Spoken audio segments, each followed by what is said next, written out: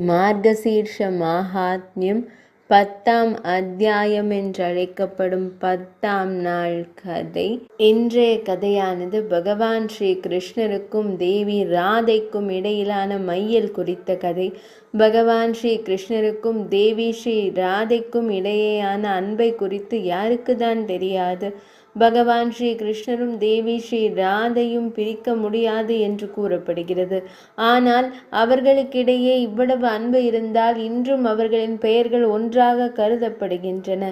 தேவி ராதை மீதான பகவான் ஸ்ரீ கிருஷ்ணரின் அன்பும் பகவான் ஸ்ரீ கிருஷ்ணர் மீதான தேவி ஸ்ரீ ராதையின் பக்தியும் காணத்தகுந்தவை. ஒருவேளை அதனால்தான் தன்னை மிகப்பெரிய பக்தர் என்று அழைத்து கொண்ட தேவரிஷியான நாரத மாமுனிவர் கூட தேவி ராதையின் மீது பொறாமைப்படத் தொடங்கினார். பகவான் ஸ்ரீ கிருஷ்ணருக்கு இது நன்றாக தெரியும். ஒரு நாள் ராதையை குறித்து பேச நாரத மாமுனிவர் பகவான் ஸ்ரீ கிருஷ்ணரிடம் வந்தார். பகவான் ஸ்ரீ கிருஷ்ணருக்கு இது குறித்து தெரிய வந்தது.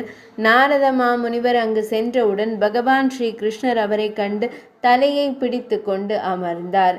நாரத மாமுனிவர் மிகுந்த மரியாதையுடன் பகவான் ஸ்ரீ கிருஷ்ணரிடம், என்ன ஆயிற்று பகவானே, ஏன் இப்படி தலையை பிடித்து கொண்டு அமர்ந்திருக்கிறீர் என்று கேட்டார். அப்பொழுது பகவான் ஸ்ரீ கிருஷ்ணர், நாரதரே, எனக்கு தலை வலிக்கிறது என்றார். நாரத மாமுனிவர், பிரபு, இதை நீக்க என்ன தீர்வு என்று கூறுங்கள் என்று கேட்டார். பிறகு பகவான் ஸ்ரீ கிருஷ்ணர், நான் என்னுடைய மிகப்பெரிய பக்தனின் சரணாமிர்தத்தை அருந்தினால் என் தலைவலி குணமாகும். இப்போது நாரதர் தான் மிகப்பெரிய பக்தர் என்று நினைக்க தொடங்கினார். ஆனால் நான் கடவுளுக்கு என் சரணாமிர்தத்தை கொடுத்தால் நான் நரகத்திற்கு செல்வது போன்ற பாவத்தை செய்வேனே. நான் இறைவனுக்கு என் சரணாமிர்தத்தை கொடுக்க இயலாது. சிறிது நேரம் சிந்தித்த பின்னர் நாரத மாமுனிவருக்கு தேவி ராதையை குறித்த சிந்தனை தோன்றியது. தேவி ராதை மிகச்சிறந்த பகவான் ஸ்ரீ கிருஷ்ணரின் பக்தை. மக்களும் அவளை மிகச்சிறந்த பக்தையாகவே கருதுகிறார்கள். எனவே ஏன் சென்று அவளிடம் கேட்கக்கூடாது என்றவர் சிந்தித்தார். இதை எண்ணி அவர் தேவி ராதையிடம் சென்று எல்லாவற்றையும் கூறினார். பகவான் ஸ்ரீ கிருஷ்ணருக்கு தலைவலி இருப்பதாக தேவி ஸ்ரீ ராதையிடம் கூறி அவள் கேள்விப்பட்டவுடன் அவள் உடனடியாக தனது பாதங்களை ஒரு பாத்திரத்தில் வைத்து நாரத முனியிடம் சரணாமிர்தத்தை கொடுத்தாள். அவள், முனிராஜரே, நாரத மாமுனிவரே, நான் அவருடைய எவ்வளவு பெரிய பக்தன் என்று எனக்கு தெரியவில்லை. ஆனால் பகவான் ஸ்ரீ கிருஷ்ணருக்கு என் சரணாமிர்தத்தை கொடுப்பதன் மூலம் நான் நரகத்திற்கு செல்வது போன்ற ஒரு பாவத்தை செய்வேன். நரகத்தின் வேதனையை தாங்க வேண்டியிருக்கும் என்பது எனக்கு தெரியும்.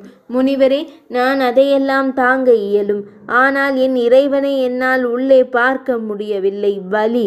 தாம் இந்த சரணாமிர்தத்தை எடுத்து அவனுக்கு கொடுங்கள். தேவி ஸ்ரீ ராதை கூறியதை கேட்டதும் கோபிகைகள் அனைவரும் எல்லா சரணாமிர்தத்தையும் நாரத மாமுனிவரிடம் கொடுத்தனர். அவருடைய பெருமை உடைத்து தேவி ராதை தான் மிகப்பெரிய பக்தர் என்றும் பகவான் ஸ்ரீ கிருஷ்ணர் இந்த லீலையை எனக்கு புரிய வைக்கவே படைத்தார் என்றும் அவர் அறிந்து கொண்டார்.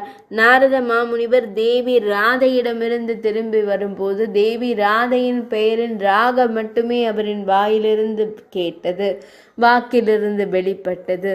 அவர் பகவான் ஸ்ரீ கிருஷ்ணரின் அருகில் வந்தபோது பகவான் ஸ்ரீ கிருஷ்ணர் அவரை கண்டு புன்னகைத்து கொண்டிருப்பதை கண்டார். நாரத முனிவர் எல்லாவற்றையும் அறிந்து கொண்டு அவரை வணங்கி ராதே ராதே என்று கூறலானார். பகவான் ஸ்ரீ கிருஷ்ணர் தேவி ராதையின் மகிமையை உணர்த்துவதற்காகவே இவ்வாறு ஒரு லீலை செய்தார். பின்னர் இந்த மார்கழி மாத மாஹாத்மியத்தில் முழு கோலோகத்தையும் கண்ட பிறகு அந்த 3 கடவுள்களும் மிகவும் மகிழ்ச்சியாக ஆனந்தமாக உணர்ந்ததாகவும் பின்னர் அவர்கள் தேவி ஸ்ரீ ராதையின் பிரதான வாயிலுக்கு வந்ததாகவும் முனியான நாராயண மாமுனிவர் தேவரிஷி நாரத மாமுனிவரிடம் கூறுகிறார். அந்த வாயில் சிறந்த இரத்தினங்கள் மற்றும் கற்களால் கட்டப்பட்டது. மஞ்சள் நிறத்தில் சிறந்த இரத்தினங்களை கொண்ட 2 பலி பீடங்கள் இருந்தன. அதில் வைரமும் கலந்திருந்தது. அப்போதுதான் தேவர்கள் அதனை கண்டார்கள். வாயிலில் பாதுகாப்பிற்காக ஒரு உன்னதமான துணிச்சலான பானு இருந்தார். அவர் இரத்தினங்களால் ஆன ஒரு சிம்மாசனத்தில் அமர்ந்து புனித நூலை அணிந்து விலைமதிப்பற்ற ஆபரணங்களால் அலங்கரிக்கப்பட்டுள்ளார். பல்வேறு வகையான ஓவியங்களால் அலங்கரிக்கப்பட்ட அந்த அற்புதமான மற்றும் விசித்திரமான வாயிலை காத்து கொண்டிருந்த போது தேவர்கள் வாயிற்காவலர் துணிச்சலான பானுவிடம் சென்று மகிழ்ச்சியுடன் தங்கள் செல்வங்களை எல்லாம் அவருக்கு கொடுத்தனர். எண்ணம் வெளிப்படுத்தப்பட்டதும் வாயிற்காவலர் அச்சமின்றி அந்த தேவர்களை நோக்கி, தேவர்களே, இந்த நேரத்தில் அனுமதி பெறாமல் உங்களை உள்ளே விடமாட்டேன் முனிவரே என்றார். இதை கூறி வாயிற்காவலர் பகவான் ஸ்ரீ கிருஷ்ணருக்கு பதிலாக ஊழியர்களை அனுப்பினார். பின்னர் அவரது அனுமதியை பெற்ற பின்னர் கடவுள்களை உள்ளே அனுமதிக்க அனுமதித்தார். அவரிடம் கேட்ட பிறகு அந்த 3 தேவர்கள் 2வது சிறந்த வாயிலுக்கு சென்றனர். அது முதல் வாயிலை விட விசித்திரமானதாகவும் அழகாகவும் கவர்ச்சியாகவும் இருந்தது. அந்த வாயிலில் நாரத மாமுனிவர் நியமிக்கப்பட்டார். இளமையில் இருந்த சந்திரபானு என்ற வாயிற்காவலர் காணப்பட்டார். அவர் உடல் அழகான மற்றும் கருமையான நிறத்தை கொண்டிருந்தது. அவர் இரத்தின சிம்மாசனத்தில் அமர்ந்திருந்தார். இரத்தின கற்களால் அலங்கரிக்கப்பட்டு கையில் தங்க அங்கியை பிடித்து கொண்டிருந்தார். அதாவது பொன்னிற பட்டாடையை அணிந்திருந்தார். 5 லட்சம் ஊழியர்கள், அதாவது 5 லட்சம் ஆயர்குல வீரர்கள் கொண்ட ஒரு குழு அவரது மகிமையை அதிகரித்தது. அவரிடம் கேட்ட பிறகு தேவர்கள் 3வது சிறந்த வாயிலுக்கு சென்றனர். அது 2வது வாயிலை விட அழகாகவும் விசித்திரமாகவும் இரத்தினங்களின் பிரகாசத்தால் பிரகாசிப்பதாகவும் இருந்தது. நாரத மாமுனிவரே, அங்கே சூரியபானு என்ற வாயிற்காவலர் வாயிலை பாதுகாக்க நியமிக்கப்பட்டார். அவர் ஒரு இளைஞன், கருமையான மற்றும் அழகானவர். தனது 2 கரங்களிலும் புல்லாங்குழலை பிடித்திருந்தார். பின்னர் அவர்களிடம் கேட்ட பிறகு தேவர்கள் 4வது வாயிலுக்கு சென்றனர். அது மற்ற எல்லா வாயில்களிலிருந்தும் வேறுபட்டது. பெண்கள் மற்றும் இரத்தினங்களின் பிரகாசத்தால் மிகவும் அழகாக தெரிந்தது. அந்த வாயில் அற்புதமான மற்றும் விசித்திரமான இரத்தினங்களால் பதிக்கப்பட்டதால் அதன் அழகும் தனித்துவமும் அதிகரித்தது. அந்த வாயிலை பாதுகாக்க பிரஜராஜர் வசுபானு நியமிக்கப்பட்டார். தேவர்கள் அவரை சந்தித்தனர். அவர் ஒரு அழகான மற்றும் உன்னதமான இளவயதுடைய ஒரு மனிதர். கரங்களில் இரத்தினங்களால் ஆன ஒரு குச்சியை பிடித்திருந்தார். அழகான ஆபரணங்களால் அலங்கரிக்கப்பட்ட அவர் ஒரு இரத்தின சிம்மாசனத்தில் அமர்ந்திருந்தார். அவரது இதழ்கள் பூவிதழ்கள் பழுத்த பழத்தை போல சிவந்திருந்தன. மென்மையான புன்னகையுடன் அவர் மிகவும் கவர்ச்சியாக தெரிந்தார். அங்கு அவர்கள் தேவ்பானு என்ற வாயிற்காவலரை சந்தித்தனர். அவரும் இரத்தின ஆபரணம் அணிந்த ஒரு இரத்தின சிம்மாசனத்தில் அமர்ந்திருந்தார். இந்த வழியில் அனைத்து கடவுள்களும் 10 வாயில்கள் வரை ஒவ்வொன்றாக சென்றனர். ஆனால் 11ஆம் வாயிலை அடைந்த பின்னர் அந்த வாயில் மிகவும் விசித்திரமாகவும் அற்புதமாகவும் இருந்தது. அங்குள்ள அழகான நிறம் வர்ணம் பூசப்பட்டது. அந்த வாயிலின் வாயிற்காவலாளி பிரஜராஜர் ஸ்ரீதாம தேவி ராதை அவரை தன் சொந்த மகனாக கருதினார். அவள் ஒரு வெள்ளை துணியால் அலங்கரிக்கப்பட்டு விலைமதிப்பற்ற இரத்தினங்களால் ஆன ஒரு அழகான சிம்மாசனத்தில் அமர்ந்திருந்தாள். அவளுடைய வடிவம் மிகவும் கவர்ச்சிகரமானதாக இருந்தது. அவள் கன்னங்களில் செவிகளின் அழகான இரத்தினங்களுடன் பிரகாசித்தாள். கோடிக்கணக்கான மாடு மேய்ப்பவர்களால் சூழப்பட்டிருந்த அவளுடைய அழகு ஒரு அரசரை விட அதிகமாக இருந்தது. பின்னர் அவர்களின் அனுமதியை பெற்று தேவர்கள் மகிழ்ச்சியுடன் 12வது வாயிலுக்கு சென்றனர். அங்கு விலைமதிப்பற்ற இரத்தினங்களால் ஆன ஒரு பெரிய பலி பீடம் பிரகாசித்தது. அந்த விசித்திரமான வாயில் காண்பதற்கு கடினமாகவும் விழிக்கு தெரியாததாகவும் கண்ணீராகவும் இருந்தது. அந்த வாயிலை குறித்து அவர்கள் ஒருபோதும் கேள்விப்பட்டதில்லை.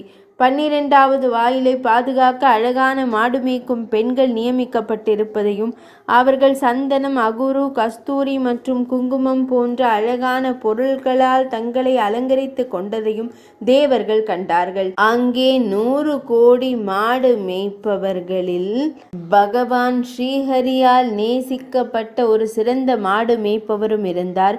அந்த மாடு மேய்ப்பவர்களை கண்டு, ஆயர் சிறுவர்களை கண்டு தேவர்கள் மகிழ்ச்சி அடைந்தனர். முனிவர் மிகவும் ஆச்சரியம் கொண்டார். அந்த அனைத்து கோபியர்களிடமும் அனுமதி பெற்ற பின்னர் தெய்வம் மகிழ்ச்சியுடன் இரண்டாவது வாயிலிற்கு சென்றது.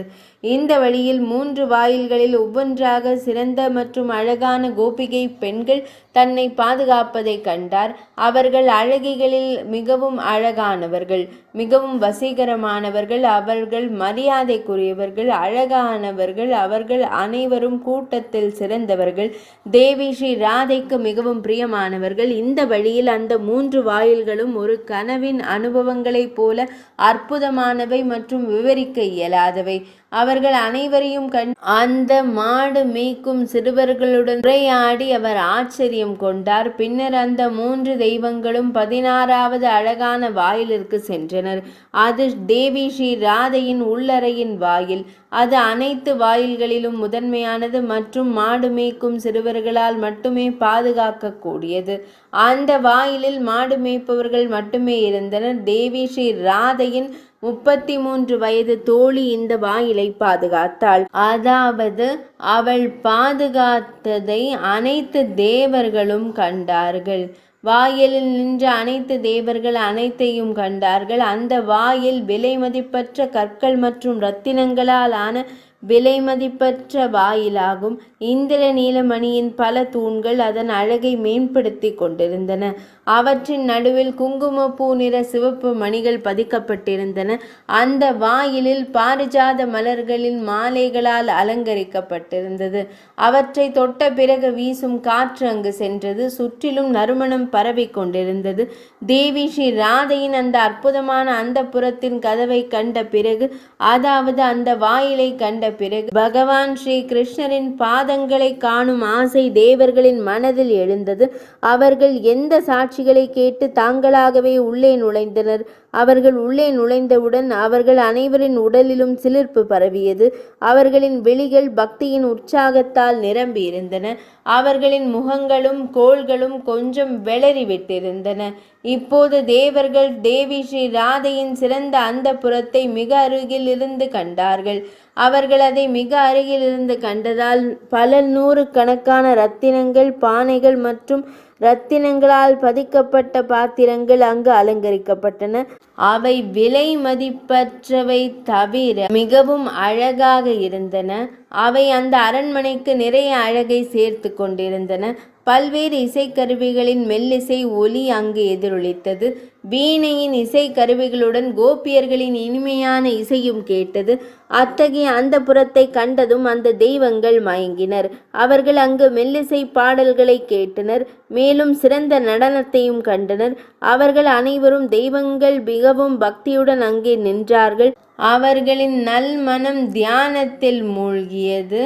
அந்த தேவர்கள் அங்கே அழகான ஒரு இரத்தின சிம்மாசனத்தை கண்டார்கள். அது 100 வில்களைப் போல பெரியதாகவும் கீழே இருந்து ஒரு வட்டம் போலவும் இருந்தது. சிறந்த இரத்தினங்களாலான மேல் பானைகள் ஒன்றாக இணைக்கப்பட்டிருந்தன. அது பல 100 கணக்கான சூரியன்களைப் போல பிரகாசித்தது. அந்த ஒளிரும் வடிவத்தை கண்ட அந்த தேவர்கள் தியானத்தில் மூழ்கி பக்தியுடன் தலைகளையும் தோள்களையும் வணங்கி மிகுந்த பயபக்தியுடன் அதை வணங்கத் தொடங்கினர். அந்த நேரத்தில் உச்சகட்ட பேரின்பத்தை அடைந்ததால் அவர்களின் விழிகள் விழி நீரால் நிரம்பியன. அவர்களின் உடல் உறுப்புகள் அனைத்தும் சிலிர்த்தன. அவர்களின் அனைத்து ஆசைகளும் விருப்பங்களும் நிறைவேறியது போல் தோன்றியது. கடவுளின் அந்த ஒளிரும் வடிவத்தை கண்ட பிறகு, அதனை கண்டு வணங்கிய பின்னர், அந்த 3 கடவுள்களும் எழுந்து நின்று அவரை தியானித்து அந்த ஒளியின் முன் சென்றனர். தியானம் செய்யும் போது பிரபஞ்சத்தை படைத்த பிரம்மதேவரின் 2 கரங்களும் இணைந்தன. அவர் சிவனை வலது புறத்திலும் தர்மனை இடது புறத்திலும் வைத்தார். பின்னர் பக்தியின் உற்சாகத்தில் அவரது மனம் எழுந்து தியானத்தில் நின்றது.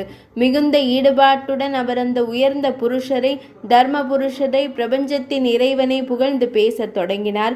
பகவான் ஸ்ரீ பிரம்மதேவர் வரங்கள் மற்றும் அனைத்து உயிரினங்களின் தோற்றத்திற்கும் காரணமான மங்களகரமான மங்களத்திற்கு தகுதியான மங்களத்தை அளிப்பவர் மற்றும் அனைத்து மங்களங்களுக்கும் காரணமான அடிப்படையான அந்த ஒளிமயமான கடவுளை நான் வணங்குகிறேன். பகவானே தாம் உருவமற்றவர். அவை தெய்வீக வடிவத்தையும் எடுக்கின்றன. புலன்கள் உள்ளவர்கள் கூட புலன்களால் நிரம்பியுள்ளனர். தாம் அனைத்திற்கும் சாட்சியாவீர். ஆனால் யாரும் தமக்கு சாட்சி இல்லை. தமக்கு என் வணக்கங்கள். தம்முடைய பிரகாசத்தில் உள்ள உன்னதமானவர். தம் பாதங்கள் இல்லாவிட்டாலும் தாம் நடக்கக்கூடியவர். தாம் குருடனாக இருந்தாலும் தாம் அனைவரையும் காண்கிறீர்கள். கரங்களும் வாயும் இல்லாத போதும் தாம் உணவை உட்கொள்கிறீர்கள். உன்னதமானவர். உன்னதமானவரே, வேதங்களில் விவரிக்கப்பட்டுள்ளதை மட்டுமே கற்றறிந்த மனிதர்களால் விவரிக்க முடியும். அதை வேதங்களால் கூட விவரிக்க இயலாது. உன்னதமான உள் பிரகாசத்தில் உள்ள அந்த வடிவத்தை நான் வணங்குகிறேன். உன்னதமான பகவானே, மந்திர அடிப்படையிலான பிரகாசம் கொண்ட மஞ்சள் நிற பட்டாடையை அணிந்து மிகவும் அழகாக இருக்கும் கரங்களில் புல்லாங்குழலை ஏந்திய 2 கரங்களிலும் முகத்தில் மென்மையான புன்னகையும் கொண்ட மிகவும் வசீகரமான நெற்றியில் மயில் இறகுகளால் ஆன கிரீடத்தை அணிந்த மாலத்தி மலர்களால் ஆன மாலைகளால் அலங்கரிக்கப்பட்ட சந்தனம், அகுரு, கஸ்தூரி மற்றும் குங்குமப்பூ அழகு சாதன பொருட்களுக்கு பிரபலமானவர். விலைமதிப்பற்ற இரத்தினங்களால் செய்யப்பட்ட ஆபரணங்களால் அலங்கரிக்கப்பட்டவர். விலைமதிப்பற்ற இரத்தினங்களாலான கிரீடம் அவரது சிரத்தை ஒளிரச் செய்கிறது. யாருடைய முகச்சந்திரன் இலையுதிர் காலத்தில் பூக்கும் தாமரைகளின் அழகை திருடுகிறதோ அவர் பழுத்த பிம்பத்தால் சிறந்த சிவப்பு உதடுகளால் அலங்கரிக்கப்பட்டவர். பழுத்த மாதுளை விதைகளை போன்ற பளபளப்பான பற்கள் அவரது முகத்தில் அழகை இன்னும் மேம்படுத்துகின்றன. யார் ராச நடனத்திற்காக ராசலீலைக்காக ஆவலுடன் கிரீடத்தின் மீது ஏறி நிற்கிறாரோ, கோபியர்களின் முகங்களை கண்டு தேவி ஸ்ரீ ராதையின் மார்பில் அமர்ந்திருக்கிறார். நாங்கள் அனைவரும் அந்த ராசத்தை பகவான் ஸ்ரீ கிருஷ்ணர் மற்றும் தேவி ராதையின் ராசலீலையை உங்கள் முழு வடிவமாக காண விரும்புகிறோம். இதனை கூறி பிரபஞ்சத்தின் படைப்பாளரான பிரம்மதேவர் அவரை மீண்டும் மீண்டும் வணங்கத் தொடங்கினார். தர்மதேவரும் சங்கரரும் இந்த மந்திரத்தால் அவரை புகழ்ந்தனர். முனிவர் அங்கு நின்ற அந்த தெய்வங்கள் அவரை மீண்டும் மீண்டும் புகழ்ந்தனர். பின்னர் அவர்கள் அனைவரும் பகவான் ஸ்ரீ கிருஷ்ணரின் பிரகாசத்தால் வியாபிக்க தொடங்கினர். தர்மத்தால் செய்யப்பட்டது. சிவன் மற்றும் பிரம்மதேவரின் வழிபாட்டின் போது ஒவ்வொரு நாளும் பக்தியுடன் இந்த நிகழ்வை ஓதுபவர் அல்லது கேட்பவர் தனது மிகவும் அரிதான மற்றும் தீவிர பக்தியை அடைகிறார். தேவர்கள், அசுரர்கள் மற்றும் முனிவர்கள் பகவான் ஸ்ரீஹரியின் பணியாளர்களாக மாறுவது கடினம். ஆனால் இந்த நிகழ்வை கேட்பவர் முழுமையான செழிப்பையும் ஆரோக்கியத்தையும் எளிதில் அடைகிறார். முழு உலகமும் அவரது புகழால் ஆசீர்வதிக்கப்பட்டுள்ளது. அவர் இந்த உலகில் ஒரு மகன், அறிவு, நிலையான செல்வம், நல்லொழுக்கமுள்ள அர்ப்பணிப்புள்ள மனைவி, பிற உலகங்களில் குழந்தைகள் மற்றும் எல்லா காலங்களுக்கும் நிரந்த புகழை பெறுகிறார்.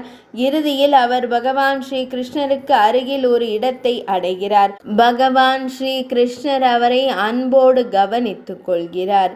இன்றைய 10ஆம் நாள் கதை இனிதே நிறைவடைந்தது.